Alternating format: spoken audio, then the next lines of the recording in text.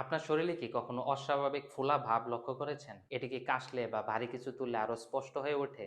সাধারণ মনে হলেও এটি হতে পারে হার্নিয়া। অনেকেই একে অবহেলা করেন, কিন্তু মনে রাখবেন এটি একটি নীরব ঝুঁকি। সঠিক সময়ে চিকিৎসা না করলে আপনার জীবনকে বিপন্ন করে তুলতে পারে। আজকের ভিডিওতে আমরা জানবো হার্নিয়া কেন হয় এবং কখন এটি একটি মেডিকেল ইমার্জেন্সি। হার্নিয়া আসলে কি? আমাদের শরীরের ভিতরে থাকা বিভিন্ন অঙ্গ বা চর্বি যদি আমাদের কোনো দুর্বল পেশি বা ছিদ্র দিয়ে বাইরে বেরিয়ে আসে, তখন একে হার্নিয়া বলা হয়। এই হার্নিয়াকে সহজভাবে বোঝার জন্য একটি টায়ারের কথা চিন্তা করুন। এই টায়ারের বাইরের শক্ত রাবারটা যদি কোনো জায়গায় দুর্বল হয়ে যায়, তাহলে ভিতরের টিউবটি যেমন ওই দুর্বল জায়গা দিয়ে ফুলে বেরিয়ে আসে, হার্নিয়াতেও ঠিক এমনটাই হয়। হার্নিয়া আসলে কেন হয়? পেটের ভিতরের অতিরিক্ত চাপ এবং দুর্বলতাই এর মূল কারণ। বিশেষ করে ভারী ওজন তোলা, দীর্ঘদিন কাশি থাকা এবং ধূমপান করা, মলত্যাগের সময় অতিরিক্ত চাপ প্রয়োগ করা, স্থূলতা এবং প্রেগন্যান্সি। হার্নিয়াতে সবচেয়ে বড় ভয়ের কারণ হলো স্ট্র্যাঙ্গুলেশন।